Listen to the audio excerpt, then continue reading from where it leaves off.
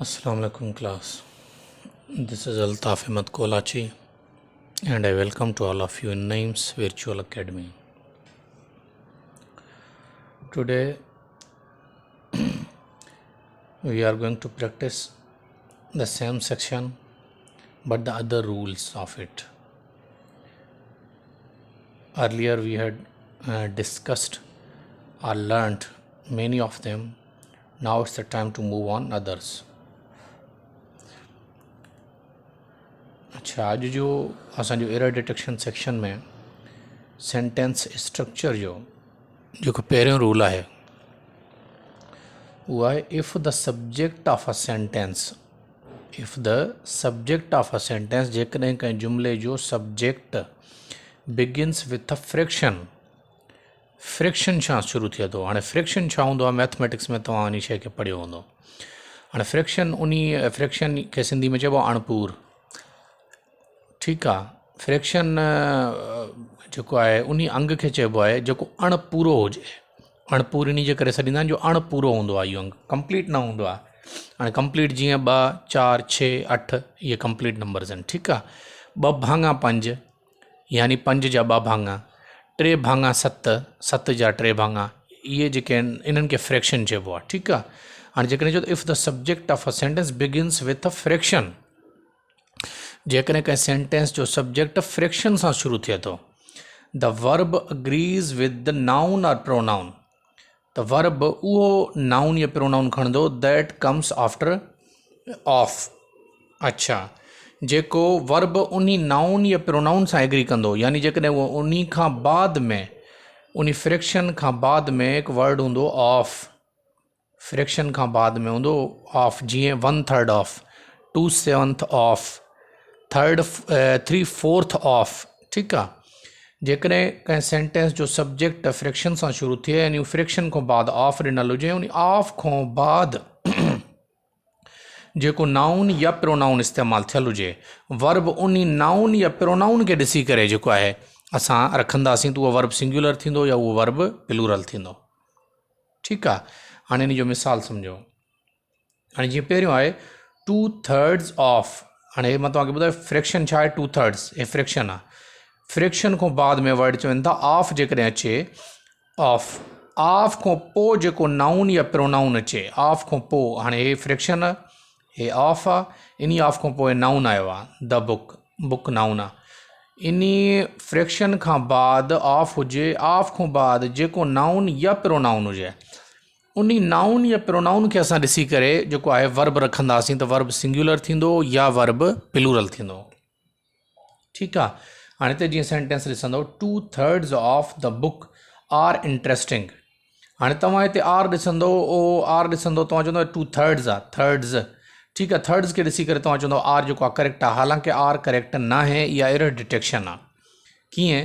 हाणे मथे वारो रूल छा थो चवे, जेकॾहिं सब्जेक्ट फ्रैक्शन सां शुरू थिए, हाणे हे ॾिसो सब्जेक्ट फ्रैक्शन सां शुरू थिए थो ऐं उन फ्रैक्शन खां बाद में ऑफ हुजे, उहे लिखियलु आहे ऑफ हुजे, उन ऑफ खां बाद जेको नाउन या प्रोनाउन ईंदो, हे नाउन आहे, उन नाउन खे ॾिसी करे, उहो हिन पूरे खे न ॾिसी करे, फ्रैक्शन या ऑफ खे न ॾिसी करे, रूल जे करे सिर्फ़ु ॿुधाया अथनि त जेको सब्जेक्ट फ्रैक्शन सां शुरू थिए उन खां बाद ऑफ अचे, उन ऑफ खां बाद जेको नाउन या प्रोनाउन लॻे, उन नाउन या प्रोनाउन खे ॾिसी करे असां डिसाइड कंदासीं कि जेको आहे उन सां वर्ब सिंगुलर लॻंदो या प्लूरल लॻंदो। यानी जेकॾहिं नाउन या प्रोनाउन सिंगुलर इस्तेमालु थियल आहे त वर्ब बि सिंगुलर थींदो, जेकॾहिं नाउन या प्रोनाउन प्लूरल इस्तेमालु थियल आहे त वर्ब बि प्लूरल वारो इस्तेमालु थींदो। हाणे हिते तव्हां ॾिसंदो 2/3, हाणे हिते त एस लॻो पियो आहे, तव्हां चवंदो आर सही लॻियल आहे, ग़लति आहे। रूल छा आहे?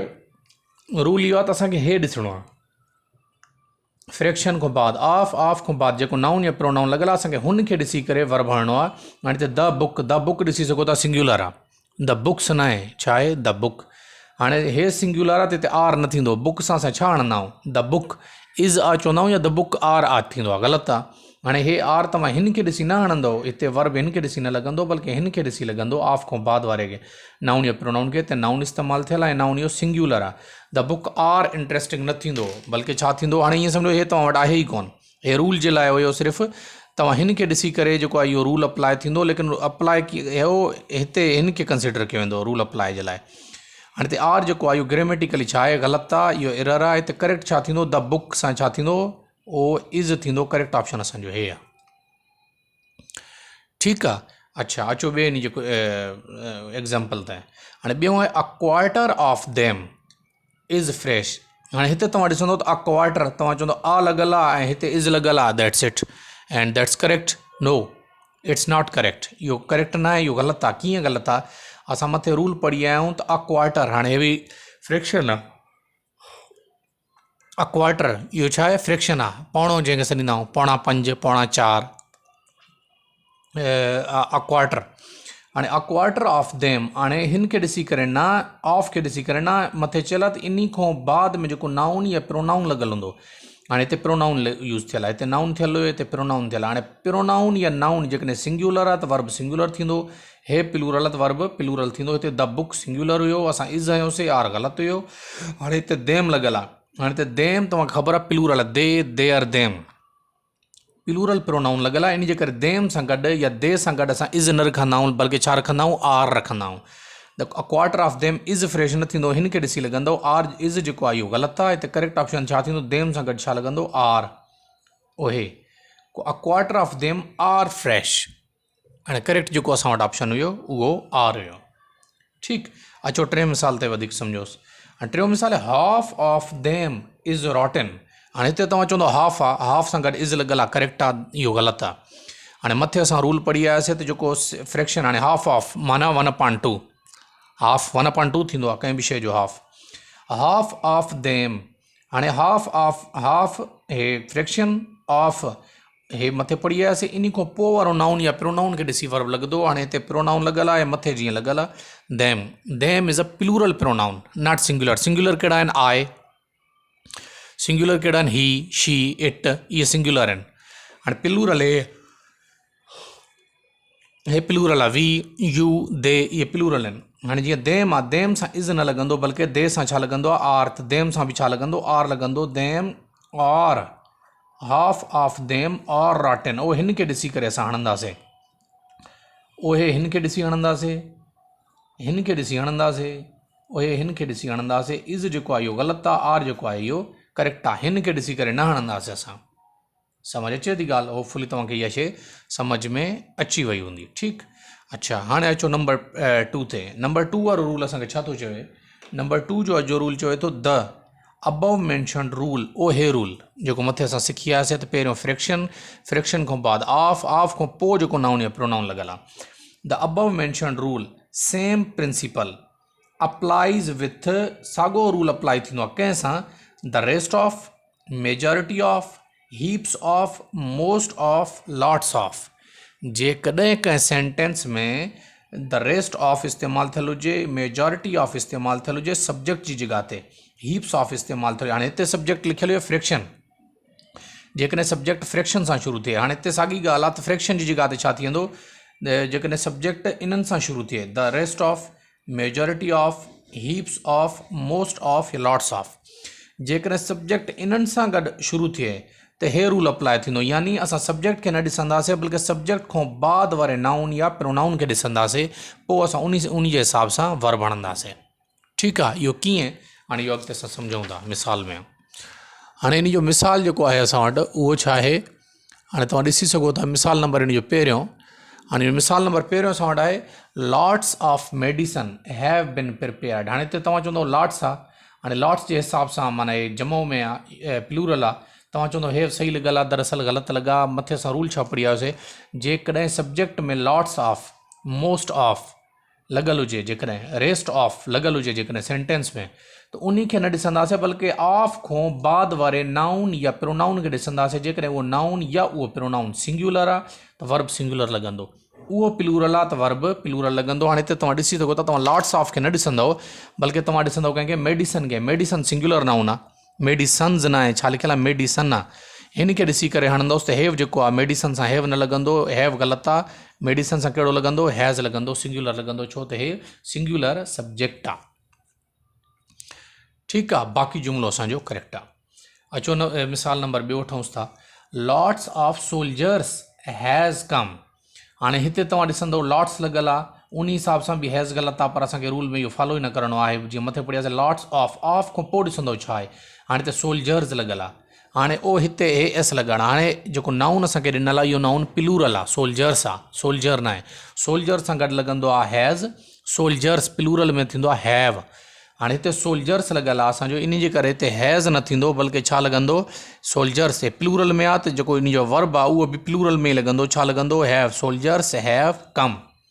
हाणे जेको हैव आहे इहो करेक्ट आहे, हैज़ आहे जेको इहो करेक्ट आहे। हिते हैव ग़लति आहे, हिते हैज़ ग़लति आहे। ठीकु, अचो आख़िरी इन जे एग्ज़ाम्पल ते।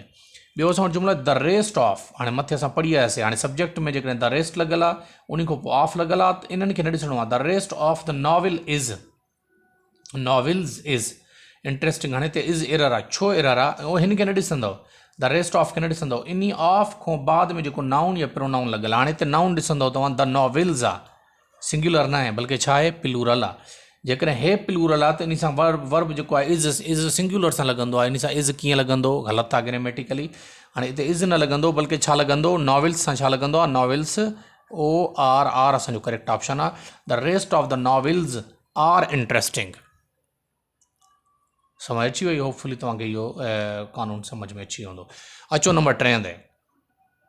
अचो नंबर 3 जेको असांजो रूल आहे उहो आहे, व्हेन द आर्टिकल ए और एन, जॾहिं आर्टिकल ए या an is used after, sorry मां हिते जेको आहे बाय मिस्टेक कंप्लीट न लिखियो आहे, हे after, is used after many.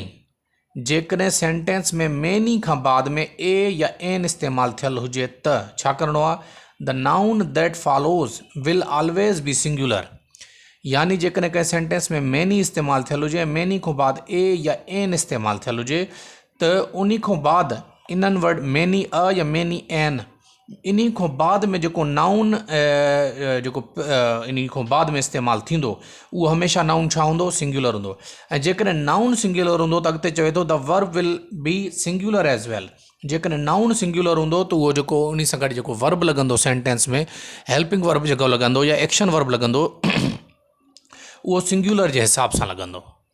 ठीकु, कीअं, हाणे वरी असां इहो मिसाल में सम्झूं था।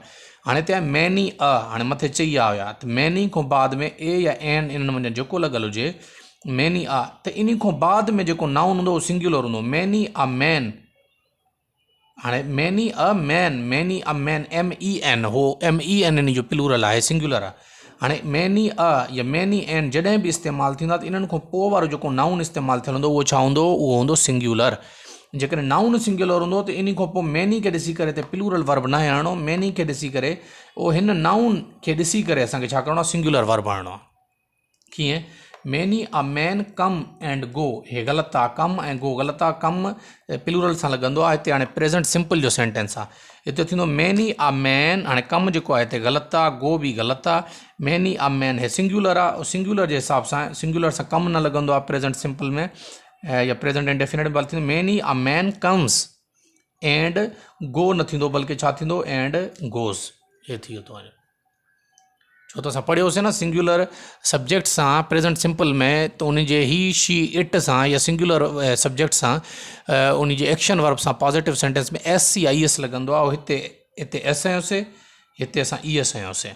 हिते उहो मैनी खे न ॾिसंदो तव्हां, हिते ॾिसंदो मैनी आ खां बाद में सब्जेक्ट जेको आहे उहो सिंगुलर आहे, प्लूरल आहे। हिते जेको नाउन सिंगुलर आहे इन जे करे वर्ब बि इन सां सिंगुलर ई लॻंदो। हाणे ॿियो सेंटेंस ॾिसो, हाणे हिते जेको कम्स आहे इहो सही आहे, हिते जेको गोज़ आहे इहो सही आहे। हाणे हिते आहे मैनी एन, हाणे मैनी एन, हाणे त तव्हां चवंदो मैनी लॻियल आहे त बसि पोइ हिते वर्ब उन जे हिसाब सां प्लूरल लॻंदो, ग़लति आहे। मैनी एन एनिमल, हाणे हिते एनिमल तव्हां ॾिसो सिंगुलर आहे अगेन, उहो तव्हां हिन खे न ॾिसंदो, बल्कि तव्हां हिन खां ॾिसंदो त जेको आहे जेकॾहिं मैनी अ या मैनी एन खां बाद में नाउन सिंगुलर आहे त उन सां गॾु जेको वर्ब लॻंदो उहो वर्ब हमेशह सिंगुलर ई लॻंदो। मैनी अ एन एनिमल, हाणे एनिमल सां असां हे अगेन प्रेज़ेंट सिंपल जो सेंटेंस आहे। हिते जेके एनिमल हुजे आहे त लिव न थींदो आहे, हे सिंगुलर नाउन आहे, सिंगुलर नाउन जे एक्शन वर्ब सां SCIS लॻंदो आहे। मैनी एन एनिमल, एनिमल खे ॾिसी असां हिते लिव न आणंदासीं, लिव जेको आहे ग़लति आहे। हिते छा लॻंदो, many a man lives, lives जेको आहे इहो करेक्ट आहे। मैनी एन एनिमल, एनिमल सां लिव्स लॻंदो आहे, एनिमल लिव्स ऑन ग्रास। ठीकु आहे, अॼु जा असांजा रूल इहो हुया, तमामु इंपॉर्टेंट रूल्स तव्हां पढ़ो था, हिननि खे सुठे नमूने प्रैक्टिस कयो। इंशाल्लाह इन खां अॻिते जेको आहे नेक्स्ट लेक्चर मिलंदासीं। वॾी महिरबानी।